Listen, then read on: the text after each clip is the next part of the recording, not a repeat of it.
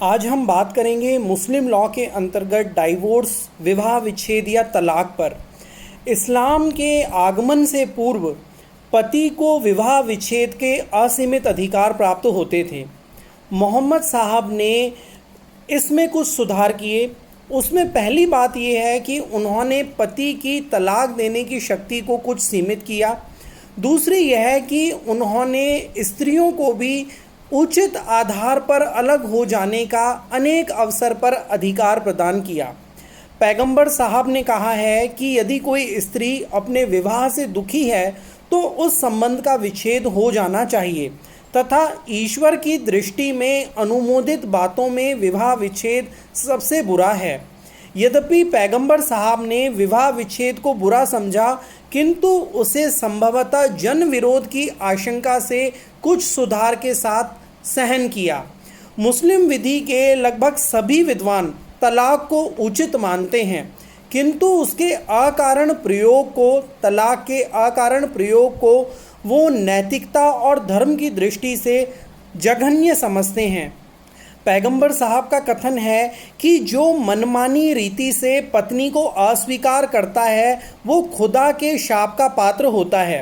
अपने अंतिम समय के निकट उन्होंने बिना पंच या न्यायाधीश के हस्तक्षेप के पुरुषों के द्वारा तलाक के प्रयोग को ही एक प्रकार से लगभग वर्जित सा कर दिया था। इस संबंध में कुरान में लिखा है कि यदि उनके मध्य वैवाहिक संबंध के भंग की आशंका हो तो एक निर्णायक पति के पक्ष से और एक पत्नी के पक्ष से नियुक्त करो। इस प्रकार यदि वे अपने संबंध सुधारना चाहेंगे तो अल्लाह उन्हें पति पत्नी को एकमत कर देगा। सामान्यतः विवाह संविदा के दोनों पक्षकारों को विवाह विच्छेद का विकल्प प्राप्त होता है, परंतु इस संबंध में पत्नी से कहीं अधिक पति को अधिकार है। पति स्वेच्छा से किसी समय विवाह बंधन तोड़ सकता है। एक दूसरे की सहमति से भी विवाह विच्छेद हो सकता है, परंतु मुस्लिम विवाह विच्छेद अधिनियम 1939 से पूर्व पत्नी पति की मर्जी के बिना विवाह विच्छेद नहीं कर सकती थी, परंतु वह निसंदेह ही अपने पति से तलाक क्रय कर सकती थी, खरीद सकती थी। ऐसा कहा जाता है कि इस्लामी विधि का सबसे बड़ा दुर्गुण पति के द्वारा बिना कारण ही अपनी पत्नी को तलाक देने संबंधी अधिकार का है। मेहर कुछ सीमा तक पति के द्वारा तलाक दिए जाने के अधिकार पर प्रतिबंध लगाता है, परंतु अनुभव ये कहता है कि महिलाओं को जितनी हानि पति के द्वारा गैर जिम्मेदाराना तलाक देने से नहीं है, उससे अधिक हानि तलाक न देने से होती है। ऐसी परिस्थितियों में पत्नी को अपनी इच्छानुसार तलाक प्राप्त करने का अधिकार निश्चित रूप से पत्नी के लिए सुरक्षा प्रदान करता है। मुस्लिम विवाह विच्छेद अधिनियम 1939 के लागू होने के पश्चात पत्नी को इस अधिनियम की धारा 2 के अंतर्गत दिए गए आधारों में से किसी भी एक या अधिक आधारों पर न्यायालय से विवाह विच्छेद की डिक्री प्राप्त करने का अधिकार प्रदान किया गया है। मुस्लिम विधि के अंतर्गत विवाह के विघटन का वर्गीकरण कैसे किया गया है? मुस्लिम विवाह का विघटन कुछ तरीकों में से किसी भी एक के कारण से हो सकता है, जिनमें ईश्वरीय कृत्य के द्वारा विवाह के किसी भी पक्षकार की मृत्यु हो जाने पर विवाह का विघटन हो जाता है। दूसरा है पक्षकारों के कृत्य के द्वारा, जिसे विवाह विच्छेद या तलाक कहा जाता है। इसमें दो तरह से होता है, न्यायेतर विवाह विच्छेद और दूसरा है न्यायिक विवाह विच्छेद। न्यायेतर विवाह विच्छेद में पति के द्वारा, पत्नी के द्वारा और पारस्परिक तौर पे हो सकता है। पति के द्वारा होता है तलाक, इला या जिहर। पत्नी के द्वारा होता है प्रत्यायोजित तलाक और पारस्परिक सहमति के द्वारा होता है खुला या मुबारत। फिर ये है न्यायेतर विवाह विच्छेद। एक है न्यायिक विवाह विच्छेद। मुस्लिम विवाह विच्छेद अधिनियम 1939 के अंतर्गत लियन या फस्क। तलाक। तलाक का क्या अर्थ है? अरबी में तलाक शब्द का अर्थ होता है निराकरण करना, नामंजूर करना, परंतु मुस्लिम विधि के अंतर्गत इसका अर्थ वैवाहिक बंधन से मुक्त करना है। वह हर प्रकार के विवाह विच्छेद का एक व्यापक नाम है। मुस्लिम विधि में कोई स्वस्थ चित्त एवं वयस्क पति अपनी पत्नी को बिना कोई कारण बताए अपनी इच्छा से जब चाहे तब तलाक दे सकता है। हनफी विधि के अंतर्गत विवशता या नशे में दिया गया तलाक वैध और प्रभावी होता है। हनफी विधि मुस्लिम धर्म की जो दो शाखाएं हैं, संप्रदाय हैं, शिया और सुन्नी, उनमें से सुन्नी की एक ब्रांच है। शिया को इश्ना सारिया, इस्लामिया और जैदिया संप्रदायों में सेक्शंस में बांटा गया है, सब सेक्शंस में, और सुन्नियों को हनफी, मलकी, हनबली और शफ़ई इन विचार पद्धतियों में बांटा गया है। तो जो सुन्नी विचार पद्धति, सुन्नी जो शाखा है, उसका जो सब सेक्शन है हनफली विधि, उसके अंतर्गत, हनफी विधि के अंतर्गत विवशता या नशे में दिया गया तलाक वैध और प्रभावी होता है। मुस्लिम विधि की अन्य विचार पद्धतियों के अनुसार विवशता या नशे के उच्चारण में दिया गया तलाक का कोई प्रभाव नहीं होता। शिया जो संप्रदाय है, मुस्लिम्स का जो शिया है, शियाज में तलाक देते समय दो साक्षियों की उपस्थिति को जरूरी समझा जाता है। जब हमने मुस्लिम लॉ के अंतर्गत निकाह वाला टॉपिक देखा था, तब हमने ये देखा था कि सुन्नियों में निकाह के समय, विवाह के समय दो पुरुष साक्षियों की या एक मेल या दो फीमेल साक्षियों की, एक मेल जब साक्षी हो तो उसके साथ दो फीमेल मुस्लिम और स्वस्थ चित्त होने चाहिए, उनका आवश्यकता होती है। जबकि शियाओं में विवाह के समय नहीं, विवाह विच्छेद, तलाक के समय साक्षियों की ज़रूरत होती है। तो शिया लोग तलाक देते समय दो साक्षियों की उपस्थिति जरूरी समझते हैं। कैपेसिटी फॉर तलाक क्या है? तलाक की सामर्थ्य क्या है? शिया विधि के अंतर्गत मान्य तलाक का उच्चारण करने के लिए पति में कुछ योग्यताएं होनी चाहिए। शिया विधि के अंतर्गत यदि वह शिया मुसलमान है तो उसे वयस्क बालिग होना चाहिए, स्वस्थ चित्त वाला आकिल होना चाहिए, स्वतंत्र इच्छा वाला मुख्तार होना चाहिए और कार्य की प्रकृति की जानकारी रखने वाला मतलब कस्द होना आवश्यक है। बालिग, आकिल, मुख्तार और कस्द। सुन्नी विधि के अंतर्गत कोई भी स्वस्थ चित्त मुसलमान जो वयस्क हो गया हो, जब चाहे बिना किसी कारण के भी तलाक का उच्चारण करके अपनी पत्नी को तलाक दे सकता है। इस तरह से सुन्नी विधि के अंतर्गत जो कोई भी वयस्क और स्वस्थ चित्त हो तलाक दे सकता है। यदि पति अस्वस्थ चित्त है तो उसके संरक्षक के द्वारा उसकी तरफ से दिया गया तलाक मान्य है यदि ऐसा करना पति के लिए लाभदायक हो। अब तलाक कैसा होगा? मौखिक या लिखित तलाक हो सकता है। तलाक या तो मौखिक रूप से या लिखित दस्तावेज तलाकनामा के द्वारा दिया जा सकता है।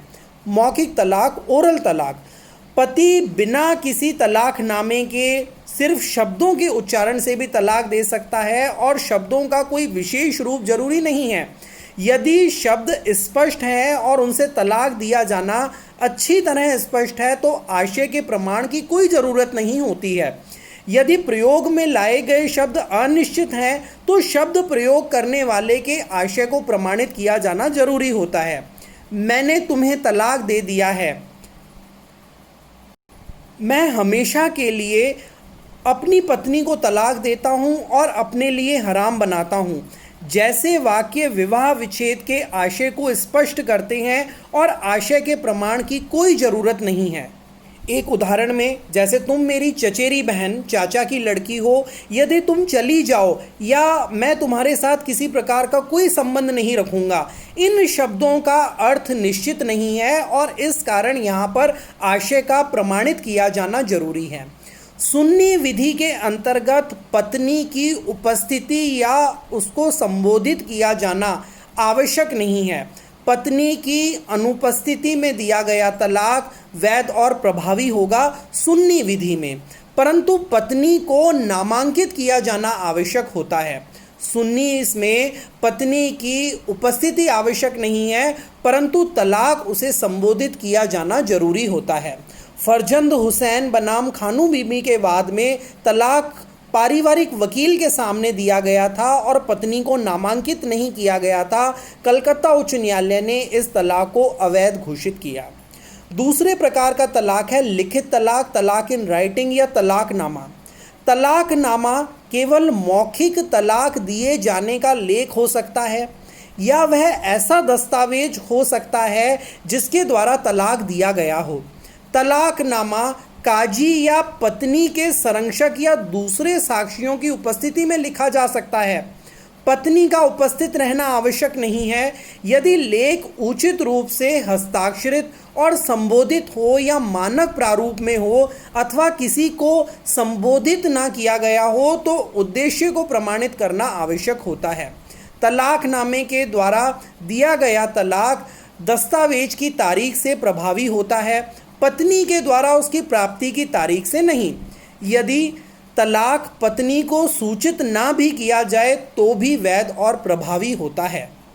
सुन्नी विधि के अंतर्गत नामित स्त्री को तलाक देने की हस्ताक्षरित घोषणा मात्र प्रभावी तलाक होती है, चाहे तलाक का आशय हो या ना हो, और यहाँ पे साक्षी की भी आवश्यकता नहीं होती है। शिया विधि के अंतर्गत शियाओं में तलाक केवल मौखिक ही हो सकता है जो कि दो साक्षियों की उपस्थिति में घोषित किया गया हो। शिया विधि के अनुसार मौखिक तलाक अरबी भाषा में होना चाहिए। यह तब लिखित हो सकता है जब पति मौखिक तलाक घोषित करने में असमर्थ हो। दिलशादा मासूद बनाम गुलाम मुस्तफ़ा के वाद में जम्मू और कश्मीर उच्च न्यायालय ने यह अवलोकन किया है कि शिया विधि के अंतर्गत तलाक केवल अरबी भाषा में ही होना चाहिए और एक विहित प्रारूप में होना चाहिए। यह आवश्यक नहीं है कि पति स्वयं अरबी भाषा का जानकार हो, वह किसी ऐसे प्रतिनिधि को इस प्रयोजन के लिए नियुक्त कर सकता है जो उसकी तरफ से अरबी भाषा में तलाक का उच्चारण कर सकता है। परंतु यदि अरबी भाषा का ज्ञाता व्यक्ति उपलब्ध नहीं है तो ऐसी विशिष्ट परिस्थिति में किसी अन्य भाषा में तलाक का उच्चारण किया जा सकता है। ये केवल शियाओं के लिए ही है। गूंगे व्यक्ति के द्वारा तलाक। यदि किसी गूंगे व्यक्ति के द्वारा दिया गया तलाक तभी मान्य है यदि वह स्वीकारात्मक एवं समझ में आने लायक इशारों से किया गया हो।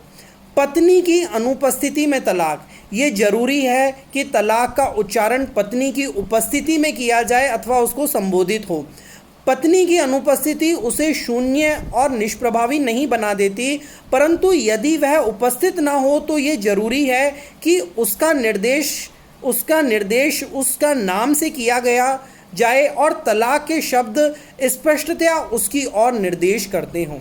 विवशता, नशे या मजाक की हालत में तलाक क्या हो सकता है? विवशता में तलाक अंडर कंपल्जन। सुन्नी विधि में विवशता में दिया गया तलाक मान्य और प्रभावी होता है। पति का इरादा ना होते हुए भी पिता को प्रसन्न करने के लिए दिया गया तलाक सुन्नी विधि के अंतर्गत मान्य होता है। शिया विधि के अंतर्गत ऐसा तलाक अमान्य होता है। नशे में तलाक अंडर इंटॉक्सिकेशन। सुन्नी विधि में जब तक कि इच्छा के विरुद्ध नशा न दिया गया हो, नशे में दिया गया तलाक भी मान्य होता है, परंतु शिया विधि के अंतर्गत मान्य नहीं होता है। मजाक में तलाक इन जेस्ट। सुन्नी विधि के अंतर्गत हंसी, खेल या मजाक या जुबान की भूल से उच्चारित तलाक मान्य होता है, परंतु शिया विधि के अंतर्गत मजाक में दिया गया तलाक अमान्य होता है। मुस्लिम विधि के अंतर्गत तलाक के कुछ तरीके बताए गए हैं जिनमें से किसी भी प्रकार से तलाक दिया जा सकता है। उसमें है पहला तलाक उल सुन्नत और दूसरा है तलाक उल बिद्दत। तलाक उल सुन्नत को दो भागों में बांटा गया है। दो प्रकार का हो सकता है वो तलाक उल सुन्नत, तलाक ए एहसन और दूसरा है तलाक ए हसन।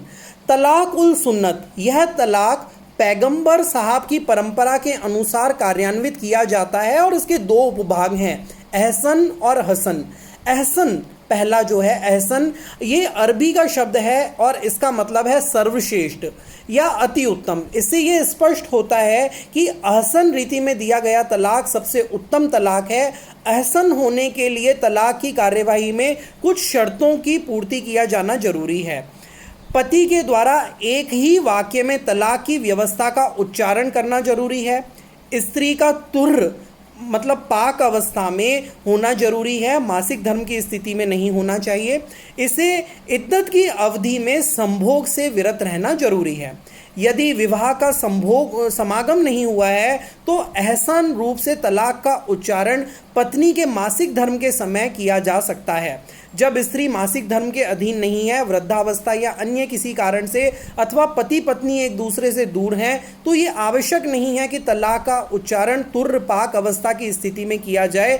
अहसन रीति से दिया गया तलाक इद्दत की अवधि तक निवर्तनीय होता है और इद्दत की अवधि की समाप्ति के पश्चात ऐसा तलाक अनिर्वर्तनीय रिवोकेबल हो जाता है।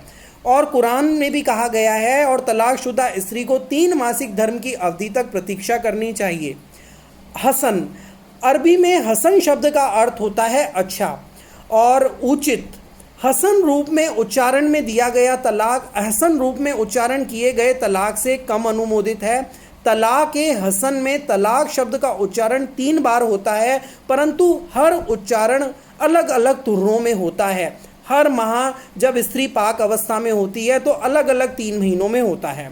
इसके अतिरिक्त आवश्यकता ये भी है कि प्रत्येक उच्चारण उस समय होना चाहिए जबकि उस विशेष तुर में पति पत्नी के बीच में संभोग ना हुआ हो। हसन रूप में तलाक की कार्यवाही में कुछ शर्तें पूरी होती है।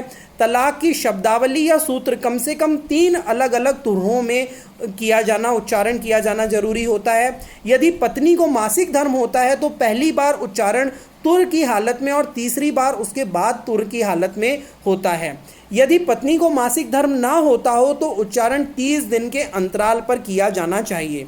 तुहर की इस अवस्था में संभोग बिल्कुल नहीं होना चाहिए। ऐसा तलाक तीसरे उच्चारण के तुरंत पश्चात अनिर्वर्तनीय हो जाता है।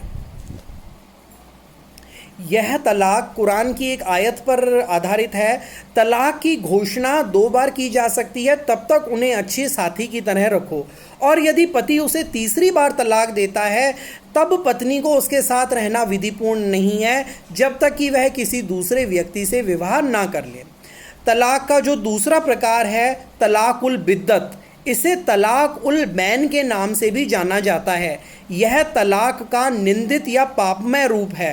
विधि की कठोरता से बचने के लिए तलाक का ये अनियमित रीति आमेदिया लोगों ने हिजरा की 2री शताब्दी में जारी की थी। शफ़ई और हनफी विधियां तलाकुल बिद्दत को मान्यता देती है, यद्यपि वे उसे पापमय समझते हैं। शिया और मलिकी विधि शास्त्री तलाक के उस रूप को मान्यता नहीं देते।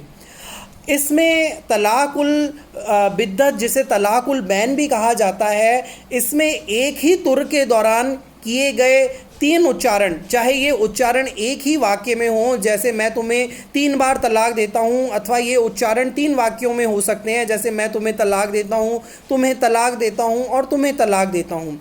एक ही तुर के दौरान दिया गया एक ही उच्चारण, जिसे अनिर्वर्तनीय, रद्द ना हो सकने वाला विवाह विच्छेद का आशय साफ प्रकट हो, जैसे मैं तुम्हें अनिर्वर्तनीय या कभी ना ख़त्म होने वाला तलाक देता हूँ।